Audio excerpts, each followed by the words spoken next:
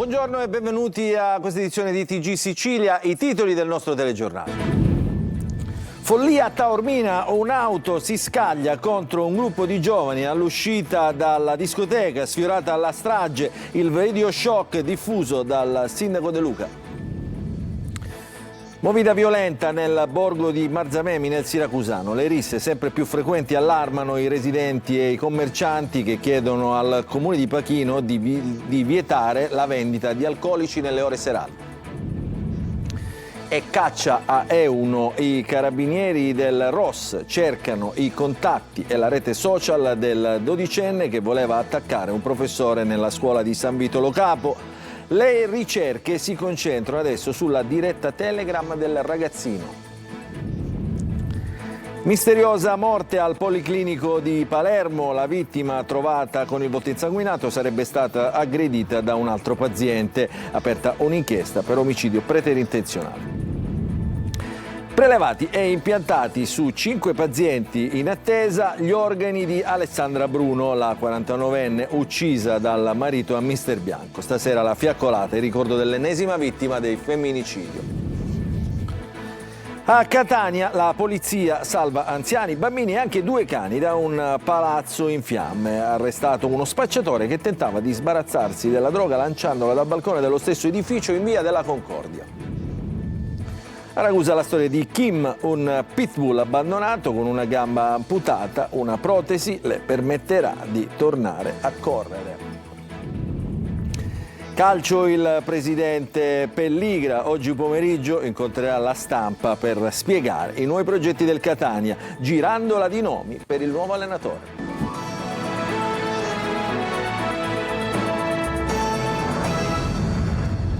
Ancora buongiorno, apriamo il nostro telegiornale con il video shock di un'auto che la notte scorsa a Taormina falcia la folla, tanti ragazzi dopo una lite in discoteca. Il video è diventato virale e ha scatenato la reazione del sindaco di Taormina, Cateno De Luca, il servizio di Francesco Triolo.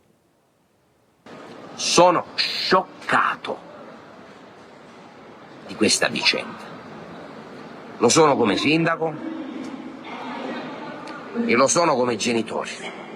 La rabbia del sindaco di Taormina, Cateno De Luca, non si è attenuata nemmeno nella notte. Quel video agghiacciante dell'auto a folle corsa contro un gruppo di giovani in strada fuori dalla discoteca Ipanema di Taormina lo ha diffuso lo stesso De Luca ieri sera e solo per un caso fortuito non c'è scappato il morto, ma il video ha riacceso le polemiche sulla movida.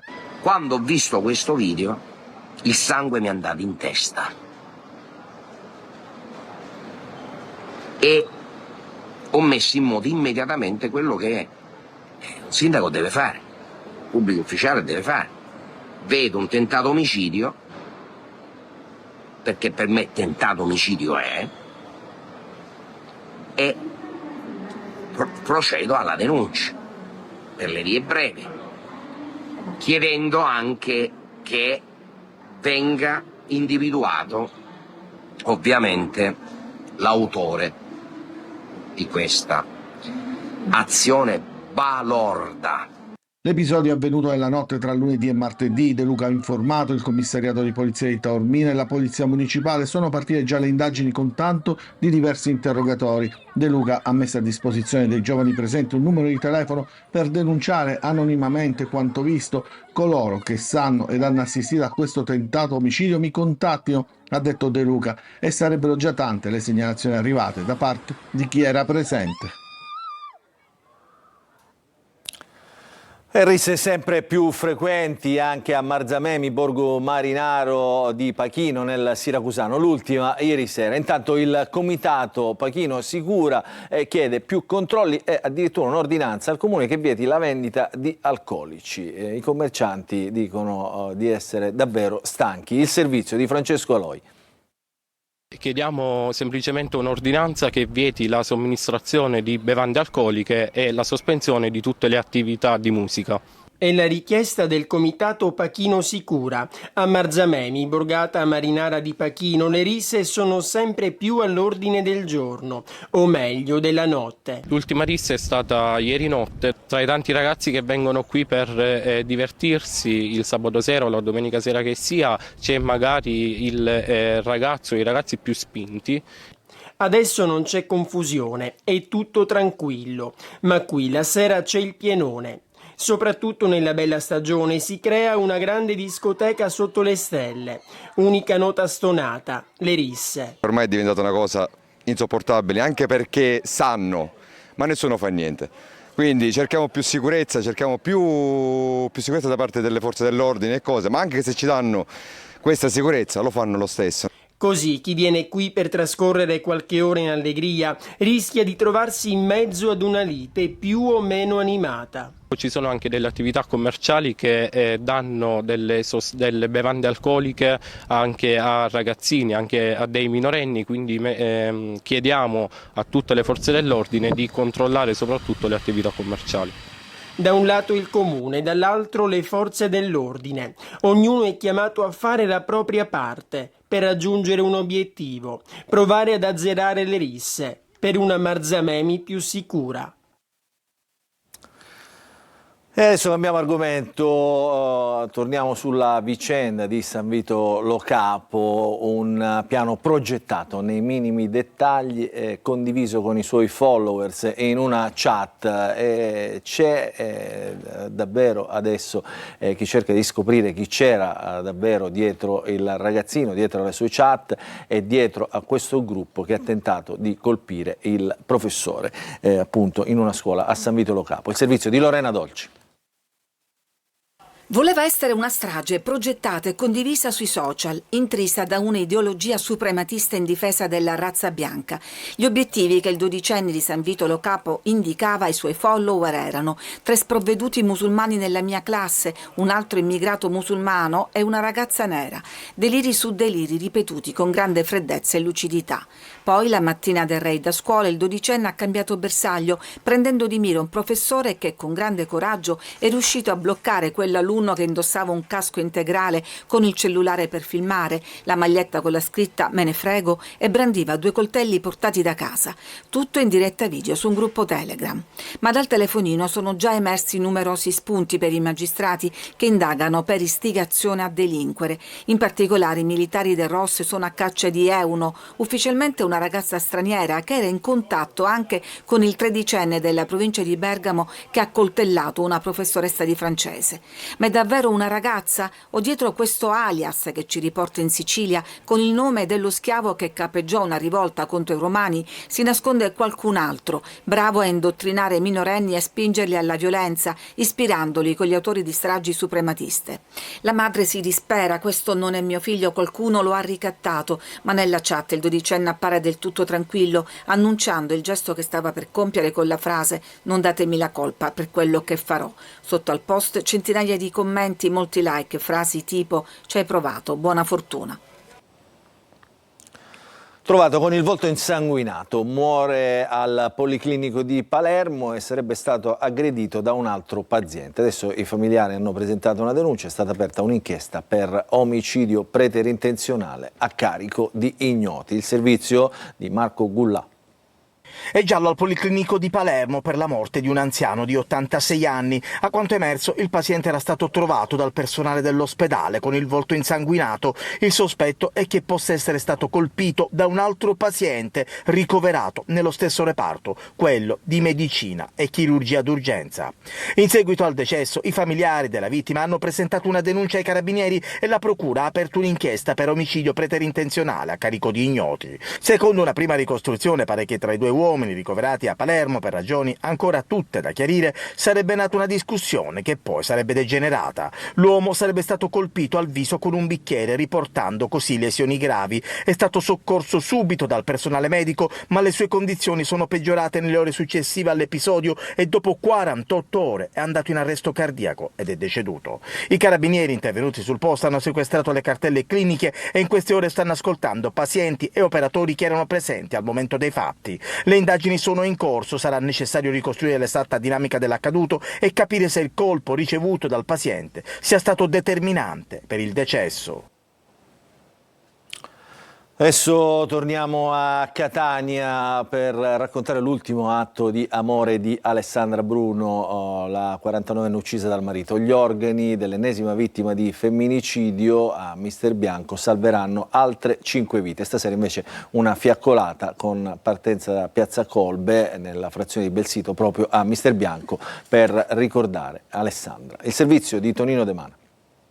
Da un lato l'immane tragedia dell'ennesimo femminicidio avvenuto nel catanese, dall'altro il nobile gesto della donazione che ha permesso di salvare 5 vite. Ancora una volta vite e morte si intrecciano grazie al gesto d'amore di Alessandra Bruno, la 49enne, selvaggiamente aggredita dal marito al culmine di una lite in un'abitazione di via delle Rose a Belsito, frazione di Mister Bianco. Fatali le gravi ferite alla testa e alla fronte causate dalle martellate inferte dal marito, un autista di 53 anni originario di Reggio Calabria. A lanciare l'allarme al 112 era stata una figlia, la stessa che adesso chiede giustizia e che il padre venga condannato. Sembra che il litigio sia degenerato per la volontà della donna di separarsi e stasera alle 19:30 la comunità di Belsito e dei paesi vicini si stringeranno attorno alla famiglia con una fiaccolata che partirà da Piazza Colbe e alla quale dovrebbero partecipare le figlie. Previsto un passaggio sotto l'abitazione della donna vittima di femminicidio. Presente il sindaco di Mister Bianco Corsaro che in segno di lutto aveva già annullato tutte le manifestazioni del 2 giugno. Interrogatori Fiume davanti al GIP di Caltanissetta per i vertici degli impianti SRR, per altri responsabili coinvolti nell'inchiesta della Direzione Distrettuale Antimafia sul presunto traffico illecito di rifiuti nella discarica di Timpazzo a Gela.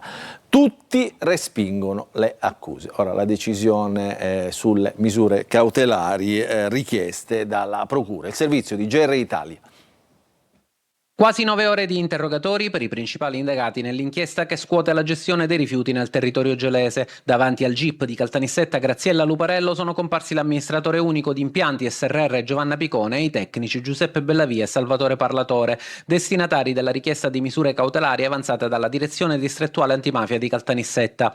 Assistiti dai loro legali, gli indagati hanno respinto ogni contestazione. Al centro dell'inchiesta ci sarebbero presunti smaltimenti irregolari e un'ipotesi di traffico illecito di rifiuti legata alla gestione della discarica di Timpazzo. Secondo la difesa, però, le attività monitorate dagli investigatori non sarebbero state operazioni illegali, ma interventi autorizzati e conformi alle prescrizioni tecniche e ai controlli previsti dalla normativa. Stessa linea difensiva per gli altri 2 indagati, Salvatore Falduzza e Angelo Collodoro, che hanno negato qualsiasi irregolarità, depositando documentazione e atti ufficiali a sostegno delle proprie tesi. L'inchiesta nasce da una precedente attività investigativa coordinata dalla Procura di Gela e successivamente approfondita dalla DDA Nissena, che ipotizza danni ambientali e gestione non conforme dei rifiuti. E mentre si attende la decisione del GIP sulle misure richieste, cresce la tensione anche sul fronte politico e amministrativo. Il sindaco di Gela Terenziano Di Stefano, dopo le indiscrezioni sulla richiesta di sequestro della società e sulla possibile nomina di un commissario, ha chiesto la convocazione urgente dell'assemblea dei sindaci della SRR, una vicenda che riaccende il dibattito sulla governance della società e sulla gestione del ciclo dei rifiuti sul territorio.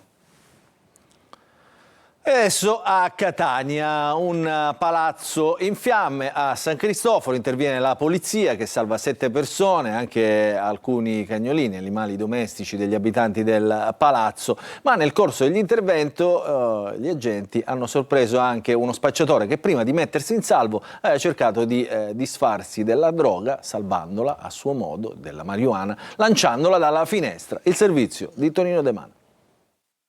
7 persone più alcuni animali domestici salvati dalle fiamme ed uno spacciatore arrestato. Un intervento nell'intervento è stato portato a termine dalla polizia di Catania in un palazzo di 3 piani in via della Concordia, nel rione di San Cristoforo. Le fiamme, probabilmente partite da un motorino che si trovava al piano terra, si sono subito propagate ai piani superiori dell'edificio. Provvidenziali le urla di un bambino che da balcone si agitava per chiedere aiuto. La scena e il fumo nero ha richiamato l'attenzione dei poliziotti che, in attesa dell'arrivo dei vigili del fuoco, fuoco, nonostante l'aria irrespirabile, sono riusciti a salvare 4 famiglie, compresi 2 anziani, bambini piccoli ed una donna disabile. Nel corso dell'intervento gli agenti hanno salvato anche 2 cagnolini, visibilmente spaventati. Le fiamme sono state poi domate da 2 squadre dei vigili del fuoco. Da segnalare, durante le delicate operazioni di salvataggio, l'arresto di un pusher di 29 anni che aveva cercato di liberarsi della droga gettandola dalla finestra. Iniziativa non certo fortunata, visto che un altro poliziotto si è precipitato a recuperare la busta al cui interno c'erano quasi 100 grammi di marijuana. In casa del giovane i poliziotti hanno trovato altri 50 grammi di droga, un bilancino di precisione e materiale per il confezionamento. E sempre a Catania la polizia stradale ha ritirato la patente a un autista di autobus per sorpassi pericolosi, invasione di corsia e eccesso di velocità sulla strada tra Via Grande e Zafferana Etnea. È stata decisiva la segnalazione di un altro automobilista che con il suo telefonino ha filmato tutto e poi ha consegnato il video per la denuncia. Parliamo ancora di un altro incendio nella notte nel cantiere del nuovo centro commerciale di Fontanelle, frazione di Agrigento. A fuoco bancali e tavoloni in legno, si fa strada l'ipotesi di un gesto doloso. Il servizio di Davide Sardo. Un incendio quasi certamente doloso ha colpito nella notte il cantiere del nuovo centro commerciale di Fontanelle, popolosa frazione di Agrigento. Le fiamme sono divampate intorno alle 3 del mattino all'interno dell'area allestita dalla ditta incaricata dei lavori. A bruciare sono stati pedane e tavoli in legno, materiale depositato nel cantiere. Il rogo ha generato fiamme e fumo denso che hanno annerito alcune pareti della struttura. I danni però risultano al momento abbastanza contenuti. Sul posto sono intervenuti i vigili del fuoco che hanno domato le fiamme ed evitato che l'incendio si propagasse ulteriormente. Secondo una prima ricostruzione, 1 o più ignoti avrebbero approfittato dell'oscurità e della strada deserta per introdursi nell'area. Poi avrebbero appiccato il fuoco e si sarebbero allontanati rapidamente. Non si esclude alcuna ipotesi, dal gesto vandalico compiuto per creare danni e paura fino a un'azione mirata che potrebbe rappresentare un possibile avvertimento. Provvidenziale l'intervento di un passante che ha notato il fumo e ha allertato subito il 112. Sul posto anche le forze dell'ordine. La polizia ha avviato le indagini per ricostruire la dinamica e risalire ai responsabili. Siamo sempre ad Agrigento perché si sono verificati nuovi crolli nella collina del Caos, si chiama così. Mare Amico ribadisce che la causa principale è il dissesto idrogeologico e non l'erosione del mare, nonostante i milioni spesi per le barriere frangiflutto. La collina però continua a scaricare acqua e creta sulla spiaggia. È il servizio. Non si ferma l'emergenza alla collina del Caos. Nonostante i milioni di euro spesi per le barriere frangiflutto, i cedimenti continuano a minacciare abitazioni e la strada statale 640 tra Agrigento e Porto Empedocle. La situazione ambientalista Mare Amico torna a lanciare l'allarme e sostiene che le opere realizzate in mare non siano sufficienti a fermare il fenomeno. Secondo il coordinatore Claudio Lombardo, la causa principale dei continui crolli non sarebbe infatti l'erosione marina, ma il dissesto idrogeologico dovuto alla mancata regimentazione delle acque a monte della collina. Una tesi che, secondo l'associazione, trova conferma nelle immagini più recenti. Nonostante la costruzione di diverse barriere frangiflutto per proteggere la base della falesia e allontanare il mare, i cedimenti continuano a verificarsi. Nel frattempo dalla collina continuano a scendere acqua e materiale argilloso che finiscono direttamente sulla spiaggia. Per Mare Amico è quindi necessario intervenire sulle vere cause del dissesto, affrontando il problema alla radice e non soltanto lungo la costa. Adesso andiamo a Catania dove il magistrato Sebastiano Ardita, avvocato, presidente dell'Associazione Antimafia e Legalità e i giornalisti spiegano ai ragazzi l'antimafia, il servizio di Giusy Lazzara. Crimine, illegalità diffusa, violenza mafiosa del racket. Questa volta a parlare di lotta alla mafia ci sono il magistrato Sebastiano Ardita, l'avvocato Enzo Guarnera e il giornalista Simone Olivelli. Sono seduti su un palco di un teatro, dietro di loro ancora la scenografia di scena. La mission è quella di allontanare i giovani dai miti criminali, soprattutto nei quartieri periferici. Noi abbiamo a che fare con giovani che vivono nei quartieri a rischio, in cui non c'è niente, non esiste lo Stato, non esiste il controllo sociale minimo dei rapporti personali, c'è una povertà profonda.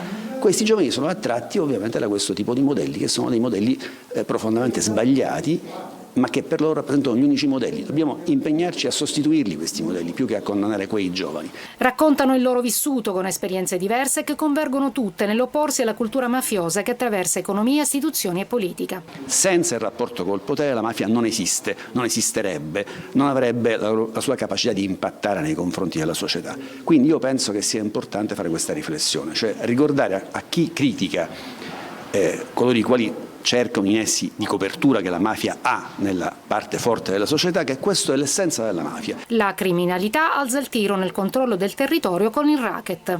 Per anni le estorsioni sono sembrate un crimine superato, perché pericoloso, perché esponeva al contrasto dello Stato. Oggi tornano i reati violenti, tornano le macchine incendiate, le saracinesche colpite con i Kalashnikov e le sparatorie quotidiane a Catania. Questo è un fatto che deve farci riflettere. E adesso vi raccontiamo la storia di Kim, un esempio di come cura e amore, insieme alla tecnologia, possono cambiare il destino di un animale e offrirgli una nuova vita. Ci racconta questa storia Veronica Barbarino. Giù, brava! Andiamo, tienilo giù. Bravissima! Ma sei troppo brava, vieni! Lei è Kim, un pitbull di 3 anni che oggi ritorna a correre grazie a una protesi realizzata con tecnologia 3D e materiali resistenti. 8 mesi fa era stata trovata abbandonata sul ciglio di una strada del Ragusano, ferita e con una zampa amputata. Ma grazie ai volontari del canile rifugio degli Iblei di Chiaramontegulfi, che l'hanno curata con amore e pazienza, e all'incontro con il tecnico ortopedico Pietro Di Falco, oggi Kim ha una nuova possibilità di vita. Abbiamo realizzato una protesi che sia strutturata per un pitbull, quindi per farlo saltare, per farla saltare, per farla correre, per farla giocare. A terra, brava, brava, corriamo e tienere a terra. No, a terra, a terra. Questa è la parte più difficile, darle uno schema della corsa senza farle alzare l'arto, perché ancora lei ha in memoria il vecchio schema senza protesi dove quando correva e sbatteva a terra il dolore aumentava. Una storia di rinascita resa possibile dal lavoro di squadra tra tecnici e volontari che ora fanno il tifo per lei. Kim infatti è in cerca di adozione con la promessa che la sua protesi sarà seguita gratuitamente per tutta la vita. E dopo questa bella storia ci fermiamo noi per una piccola pausa, rientreremo subito dopo per parlare di calcio.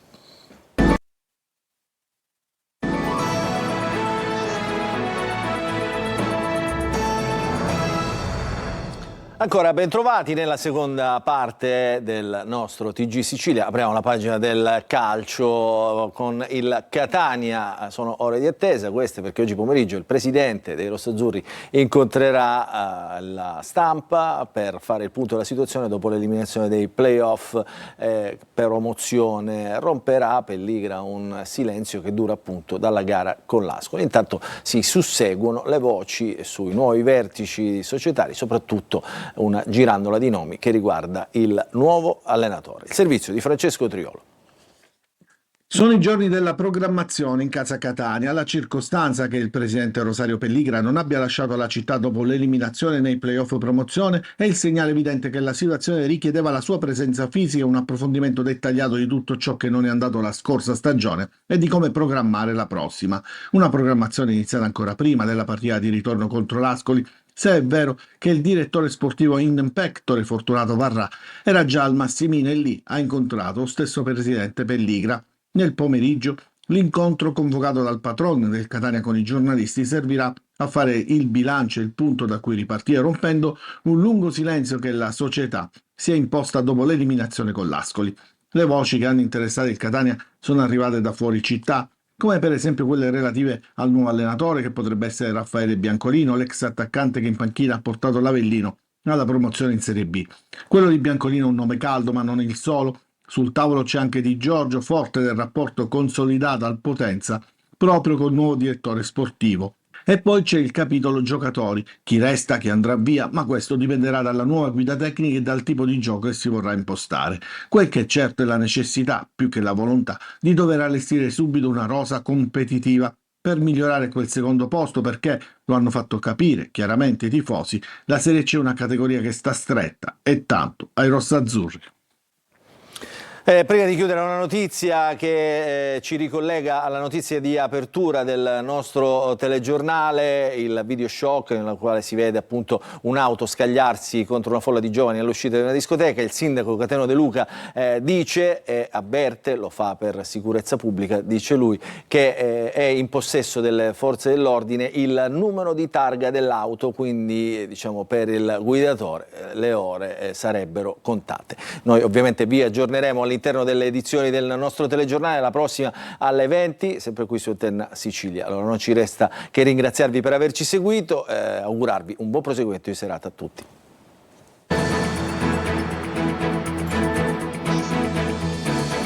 Entra nel mondo dell'informazione con l'app Sicilia Web. Resta sempre aggiornato con le news e le live in diretta.